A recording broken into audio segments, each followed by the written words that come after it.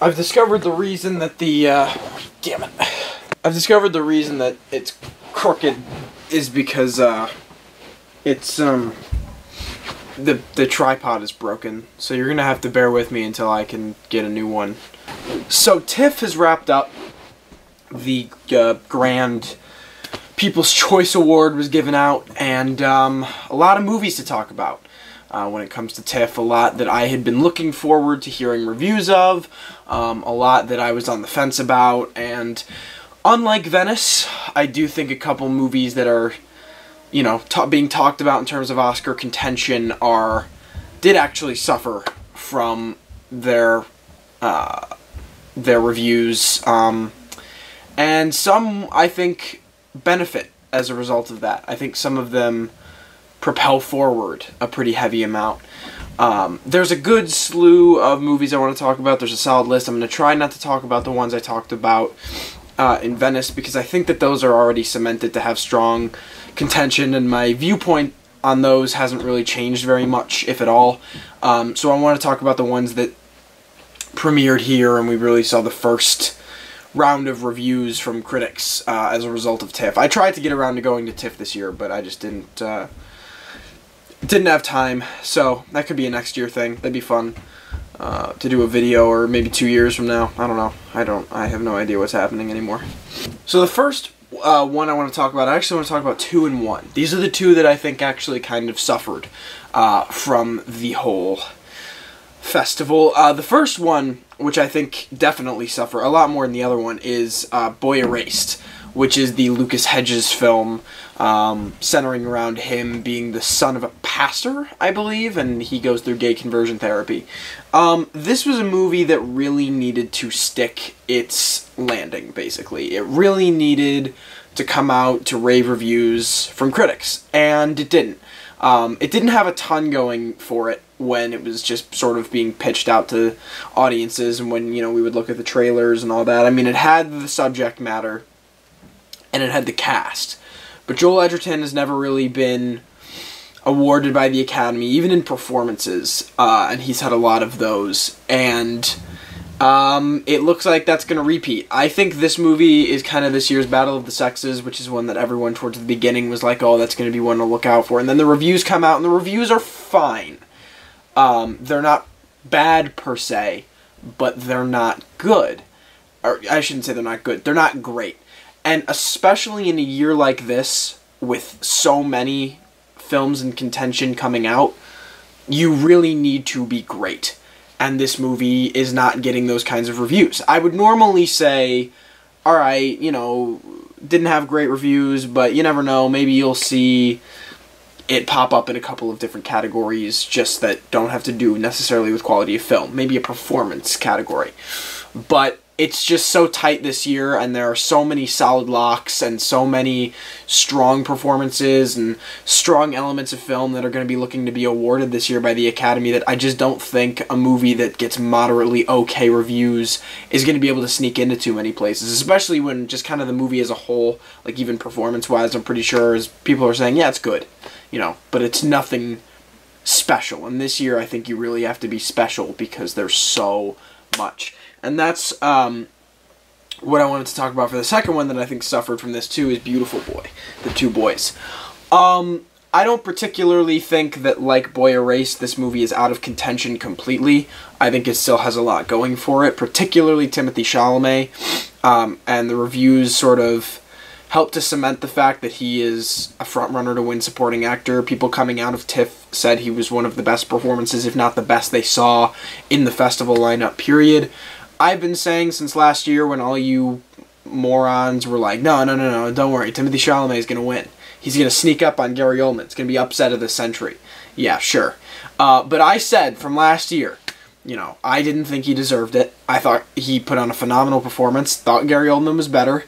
And I've been saying, in all my live streams, in all my videos, I said, don't worry, he's going to get his shot. He's going to get a very fair shot. One day he'll pick up an Oscar. It might be even sooner than we all thought. It could be this year. I definitely think he has a chance, but I think, because again, the reviews are good. It's sitting at like a 65 on Metascore. And that's like solid, but I think that if it gets knocked out of something like Best Picture for other movies that have been sneaking in there, and I'm going to talk about two that I didn't have any kind of expectations for and that I do have now, but if it gets knocked out of there, I think like someone like Steve Carell is going to sort of start to lose some steam, and we're not going to see him in there, and I think with how tight Best Adapted Screenplay is going to be this year, you look at how many of the Best Picture frontrunners and contenders are in adapted screenplay compared to original screenplay. It's very heavily weighted towards adapted, so I think we'll be able to get a couple of really interesting movies in original screenplay, you know, something like 8th Grade, maybe something like First Reformed. I think you might see a really interesting category over on that side of things. But adapted screenplay is very tight, and that only allows 5. And Beautiful Boy might have been one that originally people would say, oh yeah, that's probably a solid lock or a solid one to think about to put in there. But I think now with these reviews, you can sort of almost eliminate that possibility, because in my opinion, if it's going to show up anywhere, it's going to show up in performances, and that might be it. Maybe like towards the bottom of the Best Picture list, but truth be told, I don't think it's getting the reviews it needs to hold itself up high enough. Jesus, what am I doing with my notes page right here? Okay, so there's 3 I want to talk about that just had reviews come out, and 2 of them I was already pretty sold on. One of them I was not ready for at all, and then I'll talk about one more after these 3. The first I want to talk about is If Beale Street Could Talk. Could talk, I think, right? It's one of the tenses. This has obviously been a strong contender from the get-go. Barry Jenkins' follow-up to his Best Picture winner, Moonlight, is going to make a lot of noise. And the big question was, okay, are we going to see the reviews that it needs to get? And it gave us that and then some. The reviews for this film are pretty stellar, all across the board, whether it comes to performances, direction, or just film in general. I think you're definitely looking at a lock for Best Picture. I think you can definitely expect to see it in there. I think it'd be top 5 in terms of running right now. Barry Jenkins in director, I think, is very plausible. Director is also a very tight category, and I think that, if anything, is a category in which we're going to see some kind of shock. I think someone's going to get screwed and people are going to be upset. I don't know, I just have a gut feeling. There's always one category where that happens, but I think he's a solid bet for director, but you do have a lot of contention in that category, so I think it's, you know, important to think about. I was just talking about how tight I think adapted screenplay is, but I think the reviews for this movie are good enough to sneak it in there. I think it'll hold a pretty good shot at winning, just because it's got a good release date. People are saying Black Klansman is a frontrunner. I don't know if Black Klansman is original or adapted, but say it's adapted just for my sake. I don't think it is. Whatever. I think the point that I'm trying to make is that it holds a good spot to be a frontrunner for adapted screenplay. Do I think this movie's going to win Best Picture? I don't. I don't foresee it winning a lot, to be honest with you. But you never know. Regina King, I know, has been in contention for a very long time. People have been calling her a frontrunner. I think supporting actress is going to be a very, very interesting race. You got Claire Foy for First Man. You've got Emma Stone for The Favorite. You've got, who's the one I'm thinking of, and it's not coming to me right now. Amy Adams for Backseat, but I'm going to make a whole video about Backseat and Mary Queen of Scots and how they're losing steam, so look forward to that later. But I think that she's a solid bet. Maybe you could look towards lead actor, see if someone will get put in there. But the reviews for this movie were stellar, and they were certainly enough to cement it a place in at least a couple of categories. So good on Barry Jenkins, and I'm very excited to see Barry Jenkins and Damien Chazelle go head-to-head again. Whether one of them will win or neither of them will win, I think it'll be interesting nevertheless, or nonetheless, I should say. Especially after what happened between their 2 movies. The second I want to talk about that I was also relatively confident in from the get-go was Widows. Widows got very strong reviews.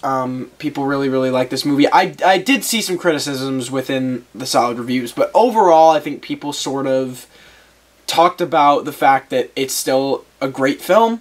That being said, I think there is a lot in it that just sort of what the movie is. It's ultimately like kind of a crime heist, almost action-y looking type movie, right? And they don't always like to throw awards at those kinds of movies. I think you're going to see Widows nominated a good bit. I still think Best Picture is a solid bet to nominate it in. I think Steve McQueen with how many directors are getting praise for their work, you know, Bradley Cooper for his directorial debut, Damien Chazelle, Barry Jenkins, Bradley Cooper, I said Bradley Cooper, my bad, Spike Lee, there are a lot of directors that are getting praise right now, and if they really decide to sell out and put Ryan Coogler in there, I can't stop them. I'd like to, because his work in Creed was so much better, and if this would be the wrong movie to give him his first Oscar nomination for, but whatever, I don't get a vote. I think his chances in director are lessened, and I think their chances in adapted screenplay are lessened because that category is just so heap full of stuff. And there are going to be a lot of great movies driven by their screenplays.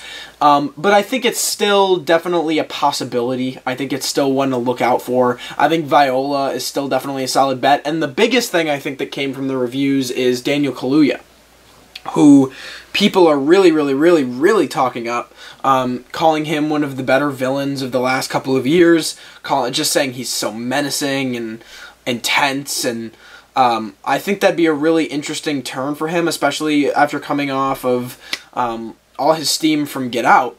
If he was to go from playing kind of the innocent good guy to this just terrifying, menacing bad guy, I think that's going to draw the Academy's eyes, and they're going to go look at that guy's versatility as they're checking the box, you know? So I think he's a force to look out for now, too. Supporting actor is going to be a great category. You got Timothée Chalamet, Sam Elliott, now you've got Daniel Kaluuya being thrown in there. A lot of names. You know, whether Backseat does well or not, I don't know. I think that's up for discussion right now. Like I said, I'll talk about that in a later video. But Widows held strong, got good reviews, got solid reviews, and some exceeded expectations. So I wanna see the movie before I really can like say what I really believe about it. I'd like to see how it actually plays out, see what kind of movie it is, see the whole style of it. I think that'll kind of help me in terms of making predictions for it. But for now, I've not seen it because I don't get press screenings because I'm, you know, just one of the worst film critics on YouTube. So, and the third one I want to talk about is Can You Ever Forgive Me? This was a movie that I saw like the poster for and some pictures for, and I was like, okay. This is like months ago, and I was like, so you've got Melissa McCarthy trying to make a comeback. Alright, cool. That'll be, you know, people will shoot right over that, and we'll all forget about it. It seems I was very incorrect. This movie, not only is Melissa McCarthy getting career high praise, and I think she is definitely a force to be force to be reckoned with for leading actress now, but the movie itself is being very highly praised. This is one of those movies that I think could sneak into Best Picture now, with movies like, you know, Boy Erased and Beautiful Boy sort of being taken out of contention. I think that's opening spots for movies like Can You Ever Forgive Me, especially if it's as good as people say it is. Like I said, you have Melissa McCarthy. On Gold Derby, Richard E. Grant is like number 3 in supporting actors, so I'd like to see how he does alongside Melissa McCarthy. I watched the trailer in a stream today, and they seem to have a really interesting dynamic, which is usually what the Academy's looking for when nominating leading and supporting performers together. But, you know, you want to start asking questions about maybe this will get in a screenplay, maybe it won't. It's based on a true story, which means it's likely going to be an adapted, and I couldn't say enough, apparently, how tight adapted screenplay is. But nonetheless, this movie kind of came far out of left field for me. I didn't really see it garnering much attention, just sort of, you know, Melissa McCarthy, you can say what you will about her, I guess. I think she's talented when you hand her a good script. You know, Bridesmaids, she obviously really is funny in, but Bridesmaids, they nominated her for an Oscar because it was the first time that she did the Melissa McCarthy shtick, and then she just started doing it over and over and over and over again, and it got really old really quick. But I think she is capable of dramatic acting, and I think this is definitely going to showcase that. So, you know, if you want to look at a possibly strong contender for leading actress, even though I think Lady Gaga has it in the bag, no, Glenn Close is not going to win. I saw the movie. It's not going to happen. She'll be nominated, but she won't win. Then I think this is definitely one to check out. Now, the last movie I want to talk about, and this is the one that you're all probably waiting for me to talk about, is the one that ultimately, I guess you could say, won TIFF, and that is Green Book. Green Book, it's interesting. I want to double check this, because when I'm talking about like 60s on Metascore, right, I kind of receive that as being not great. So this is a 66 on Metascore right now. But by that same token, that's the compilation of 6 reviews right now. So, you know, there are obviously more to come. But it did win as a technicality. And this award has shown to be a solid precursor, not necessarily in winning Best Picture. I think it's predicted, like, I think it's 5 times. It's the winner of that has been the winner of Best Picture. But quite commonly, it does reflect a nominee in Best Picture. Last year, 3 Billboards won. And that was a strong contender, in my opinion. I really think that 3 Billboards had a solid shot at Best Picture, but once McDonough wasn't nominated, that was a huge hit. But I think it's now more of a solid bet that you'll see this movie in Best Picture, and if it's got, you know, if that category has those openings, like it's starting to seem it might, then Green Book, now having won this award, I think gains even more momentum, and I think it's got a great release date for this. It's going to be held in the public eye really well. Mahershala Ali in, like, kind of his first Oscar-y type role since Moonlight. Viggo Mortensen has always been sort of a sneaky 6th place when it comes to acting. Oscar nominations, Captain Fantastic, people were kind of like, okay, I think it's possible, maybe, maybe not, and then he shot in there, but I don't know if Viggo would be nominated. I'd probably lean more towards Mahershala being nominated and then the movie in Best Picture. Truth be told, this is one of those movies that I would see being nominated in Best Picture and then not many places else, but I'm not 100% sure. I wouldn't put money on that. I would just assume that. I'm looking forward to seeing more reviews for that, and then seeing it myself. I think that'll tell a little more. But if it's overall, if more critics start seeing it and they're giving it the same kind of praise that TIFF gave it, then I think this is definitely a solid movie to check out if you're trying to see all the Best Picture nominations. For sure. So, that's it for my TIFF recap. If I didn't touch on any movies, I didn't particularly think that they had much of a shot, or if you really think there's a movie that had a shot that I didn't talk about, check out the Venice Film Festival recap that I did. I probably talked about it in there. Like I said, I'm going to do a video on Backseat and Mary Queen of Scots, because I think both of those movies have lost a significant amount of steam, and I think there are a couple of reasons why both of those have. So I'm going to do kind of a whole analysis video on that coming soon. I'll also start doing reviews for movies towards the end of this month that I think will be nominated. I like to try and do reviews for movies that I think have shots at nominations, but I probably will do a Predator review because I have so much to talk about. Like, sometimes I like just kind of letting it out on camera. But the first one I'll probably do will be The Old Man and the Gun, which is Redford's movie coming out in a couple of weeks. I think he has a solid shot of being nominated. But other than that, thank you guys so much for watching. Let me know what you thought in the comments below, just about TIFF in general, or the contention these movies have for Oscars. Thank you guys for waiting for this video. School's getting started, so things have been kind of intense, but I'm going to keep making these as the award season goes on. Emmys are tomorrow. Very excited about that. Thank you guys so much for watching, and I'll see you all next time.